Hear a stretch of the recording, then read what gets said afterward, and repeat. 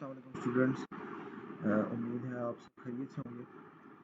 आज एनएमएस का lecture 14 week 14 को हम देख रहे हैं।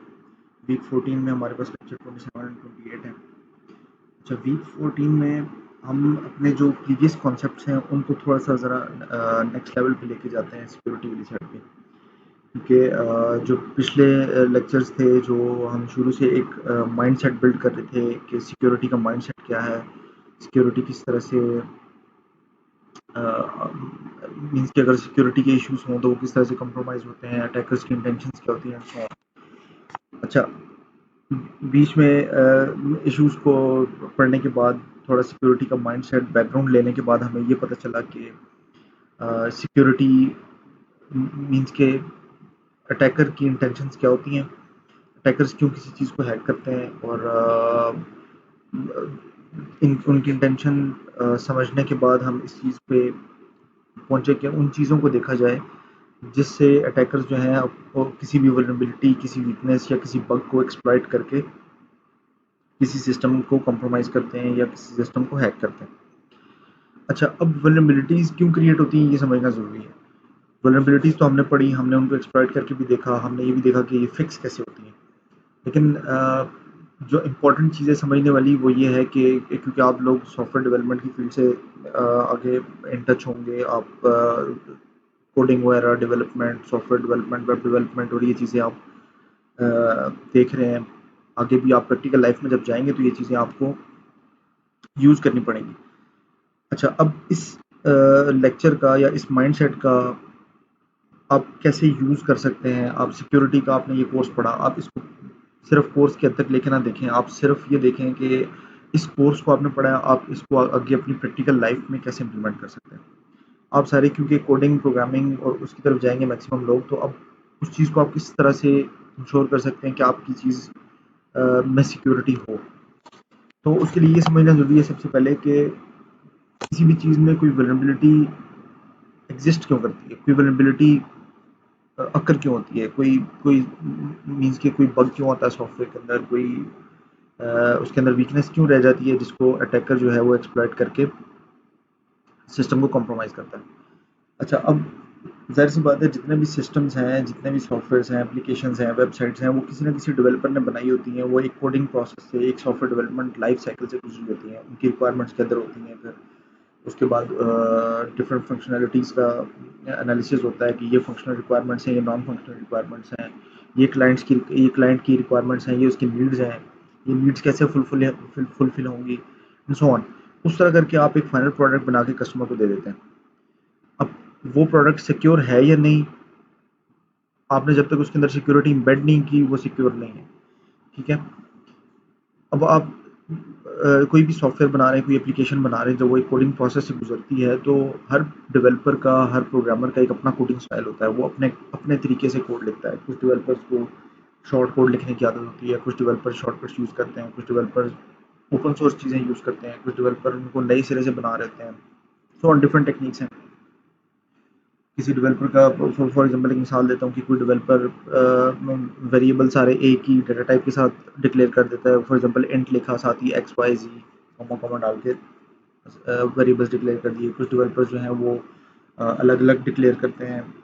मीन्स कि हर प्रोग्रामर का, हर डेवलपर का एक अपना कोडिंग स्टाइल होता है।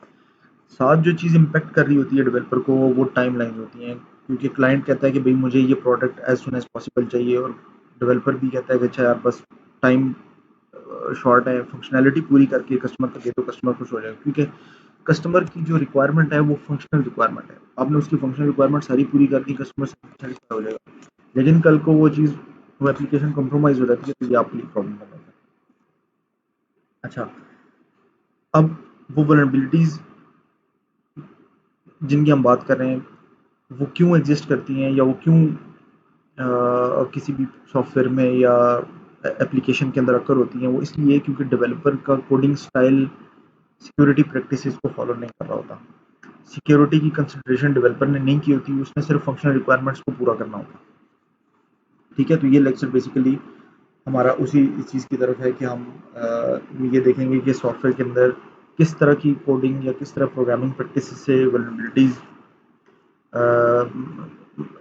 ऑकर होती हैं किसी सॉफ्टवेयर एप्लीकेशन के अंदर, और किस तरह की कोडिंग स्टाइल से वो वल्नरेबिलिटीज़ रिमूव हो जाती हैं या वो वल्नरेबिलिटीज़ ऑकर ही नहीं होती। ठीक है, तो बेसिकली ये हमारा जो लेक्चर है ये सॉफ्टवेयर सिक्योरिटी से रिलेटेड है। बैकग्राउंड इंट्रोडक्शन में आपको थोड़ा सा इसका ऑलरेडी बता चुका हूँ कि हम सॉफ्टवेयर सिक्योरिटी क्यों पढ़ रहे हैं। हम सॉफ्टवेयर सिक्योरिटी इन शॉर्ट इसलिए पढ़ रहे हैं कि हम जो सॉफ्टवेयर या कोड या प्रोग्राम लिख रहे हैं उसके अंदर कोई वल्नरेबिलिटी ना आए, उसके अंदर कोई वल्नरेबिलिटी ना हो, उसको कि अटैकर जो है वो कंप्रोमाइज़ ना करे। पर्पस भी हम इसका देख चुके हैं। एक चीज़ समझने के लिए थोड़ा सा बेसिक सा कॉन्सेप्ट ले लेंगे सिक्योर कोडिंग और इनसिक्योर कोडिंग में जो बेसिक डिफरेंस है उसकी एक एग्जांपल मैं आपको बता देता हूँ। एक होती है क्लाइंट साइड वैलिडेशन और एक होती है server side validation. For example, आपने एक वेब एप्लीकेशन बनाई, वेब एप्लीकेशन के अंदर आप जावास्क्रिप्ट यूज़ करते हैं, बैकएंड के लिए आप ASP.NET, PHP और इस तरह की जो लैंग्वेजेस हैं ये यूज़ करते हैं। अच्छा, जावास्क्रिप्ट होती है क्लाइंट साइड। ये हम पिछले लेक्चर्स में भी बात कर चुके हैं जब हम वेब एप्लीकेशन सिक्योरिटी पढ़ रहे थे। जावास्क्रिप्ट सिर्फ ब्राउज़र पे एग्जीक्यूट होती है, और जो आपकी PHP, ASP और ये वाली लैंग्वेजेस हैं ये आपकी सर्वर साइड पे एग्जीक्यूट हो रही थी।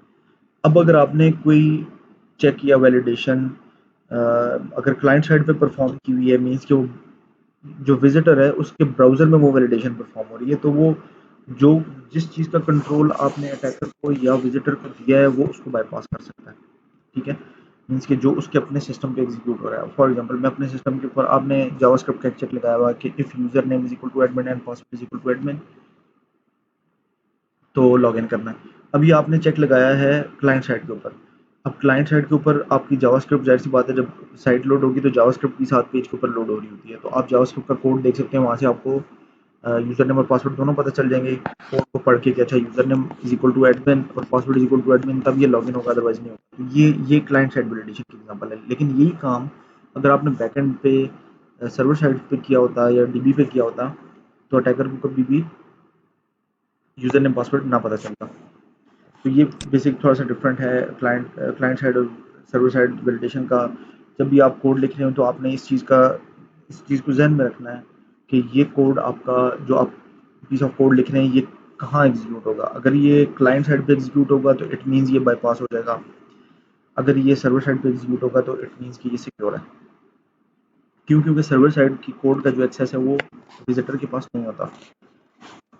अच्छा, अब हमने लैब्स में प्रीवियस लैब्स में भी करके देखा था कि हम क्लाइंट साइड वैलिडेशन को कैसे बाईपास कर सकते हैं। फॉर एग्जांपल, ब्राउज़र ने कुछ वैलिडेशन परफॉर्म की और जब उसने रिक्वेस्ट सेंड की सर्वर की तरफ, तो हमने उस रिक्वेस्ट को कैप्चर किया बर्ब सूट से, और ब्राउज़र के ऊपर जो वैलिडेशन चेक्स लगे हुए थे उसको हमने बर्ब सूट के अंदर जो रिक्वेस्ट थी उसके अंदर टेम्परिंग करके उसको चेंज करके मॉडिफाई करके बाईपास कर दिया।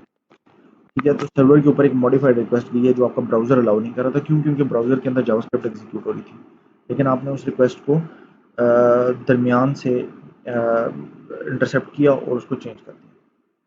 तो आपने सिंपल ये ध्यान में रखना है कि क्लाइंट साइड पे अगर कोई कोड आप लिख रहे हैं तो उस पर आप कोई भी सिक्योरिटी का चेक नहीं लगाएंगे। आपने जो भी चेक वैलिडेशन वेरिफिकेशन परफॉर्म करनी है वो आप सर्वर साइड पे करेंगे।